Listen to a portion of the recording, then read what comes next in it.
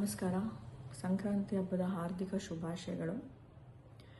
ಸಂಕ್ರಾಂತಿ ಹಬ್ಬದ ದಿನ ಈ ಥರ ಒಂದು ವಿಡಿಯೋ ಮಾಡೋ ಪರಿಸ್ಥಿತಿ ಬರುತ್ತೆ ಅಂತ ನನಗೆ ಗೊತ್ತಿಲ್ಲ. ಯಾಕಂತಂದರೆ ನನ್ನ 3 ವರ್ಷದ ದುಃಖ ನೋವು ಯಾರ ಹತ್ರನೂ ಹೇಳ್ಕೊಳಕ್ಕಾಗದೆ, ಯಾರ ಹತ್ರನೂ ಕೂಡ ಶೇರ್ ಮಾಡ್ಕೊಳಕ್ಕಾಗದೆ ನನ್ನಲ್ಲೇ ನಾನು ಇಟ್ಕೊಂಡು ತುಂಬ ಹೋರಾಡ್ತಾ ಇದ್ದೆ.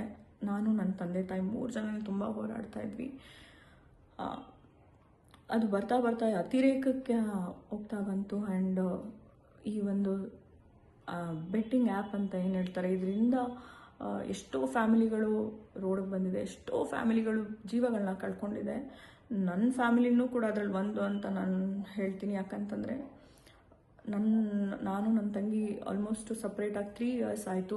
ಯಾರ ಸಂಪರ್ಕದಿಂದ ನಾವು ಒಂದು ಹೇಳ್ತಾರಲ್ಲ ಸಹವಾಸ ದೋಷ ಅಂತ, ಸಂಪರ್ಕ ಮಾಡಿಕೊಂಡು ಏನೋ ಮಾಡ್ತೀನಿ ಅಂತ ಅದೆಲ್ಲ ಮಾಡ್ಕೊಂಡು ಅವ್ರವರು ಮಾಡಿಕೊಂಡು ಆಕೆನೂ ಕೂಡ ಅದರಿಂದ ಹೊರಗೆ ಬರೋಕ್ಕಾಗದೆ ಮನೆಯಿಂದನೂ ಹೊರಗೆ ಹೋಗಿ ಆಕೆಗೂ ಅವರೆಲ್ಲ ತುಂಬ ಹಿಂಸೆ ಮಾಡಿ ಒಂದಿನ ಒಬ್ಬರು ಸ್ನೇಹಿತರ ಮುಖಾಂತರ ಹಿಂಗೆ ಆಗ್ತಿದ್ದಾವೆ, ಹಿಂಗೆ ಮಾಡ್ತಿದ್ದಾಳೆ ಅಂತ ಗೊತ್ತಾದಾಗ ಕೇಳಿದಾಗ, ಇಲ್ಲ ನಂಗೆ ಈ ಥರ ತುಂಬ ಹಿಂಸೆ ಮಾಡ್ತಿದ್ದಾರೆ, ಇಷ್ಟೆಲ್ಲ ಈ ಥರ ನಾನು ಹಿಂಗೆ ಬೆಟ್ಟಿಂಗ್ ಆ್ಯಪಲ್ಲಿ ಕಳ್ಕೊಂಡಿದ್ದೀನಿ. ಹಾಗೆ ನಾನು ಇಂಡಸ್ಟ್ರಿನಲ್ಲಿ ಇಷ್ಟು ವರ್ಷ ಕೆಲಸ ಮಾಡಿರೋದಿರ್ಬೋದು, ಅಪ್ಪ ಒಂದು ಗೌರ್ಮೆಂಟ್ ರಿಟೈರ್ಡ್ ಅಫಿಷಿಯಲ್, ಅವರು ಎಲ್ಲನೂ ನೀರಿನಲ್ಲಿ ಹೋಮ ಹಾಕಿದಂಗೆ ಒಂದು ಬೆಟ್ಟಿಂಗ್ ಆ್ಯಪನ್ನು ಮಾರಿಗೆ ಬಲಿ ಆಗಿದೆ ನಮ್ಮ ಫ್ಯಾಮಿಲಿ.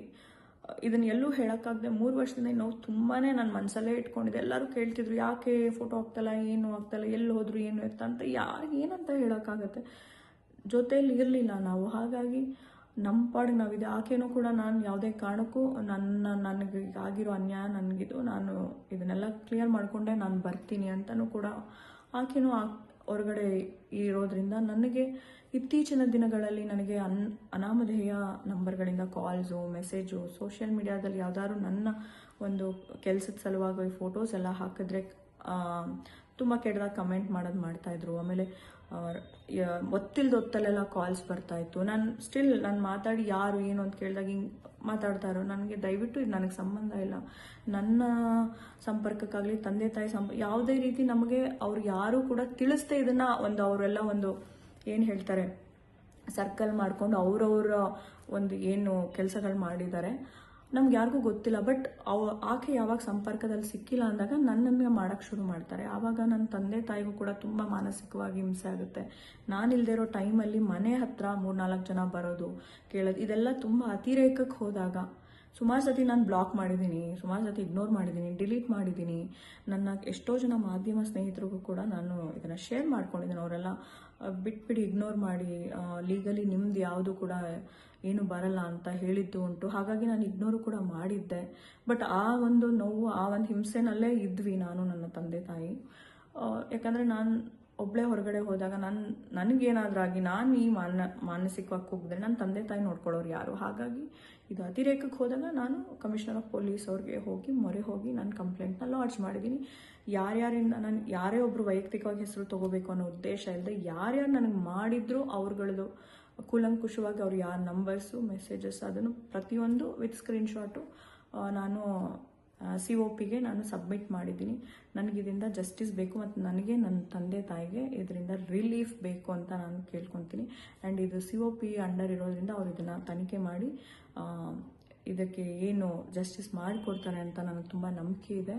ಆ್ಯಂಡ್ ಅದನ್ನು ಹೊರತುಪಡಿಸಿ ನನ್ನ ಕರ್ನಾಟಕ ಜನತೆಗೆ ಮತ್ತು ಪ್ರತಿಯೊಬ್ಬರಿಗೂ ರಿಕ್ವೆಸ್ಟ್ ಮಾಡೋದು, ಆ್ಯಂಡ್ ಪ್ರತಿಯೊಬ್ಬರಿಗೂ ಹೇಳೋದು, ಯಾರೂ ಕೂಡ ಬೆಟ್ಟಿಂಗ್ ಆ್ಯಪ್ ಅನ್ನೋ ಮಾರಿನ ಎಲ್ಲೂ ಪ್ರಮೋಟ್ ಮಾಡಬೇಡಿ ದಯವಿಟ್ಟು. ಇದರಿಂದ ಎಷ್ಟೋ ಜನ ಫ್ಯಾಮಿಲಿಗಳು ರೋಡಿಗೆ ಬಂದಿದೆ, ಎಷ್ಟೋ ಜನ ತಂದೆ ತಾಯಿ ಕಳ್ಕೊಂಡಿದ್ದಾರೆ, ಮಕ್ಕಳು ಕಳ್ಕೊಂಡಿದ್ದಾರೆ, ಗಂಡ ಹೆಂಡತಿ, ಈ ಥರ ಎಷ್ಟೋ ಫ್ಯಾಮಿಲಿಗಳು ಚಿತ್ರ ಆಗಿದೆ.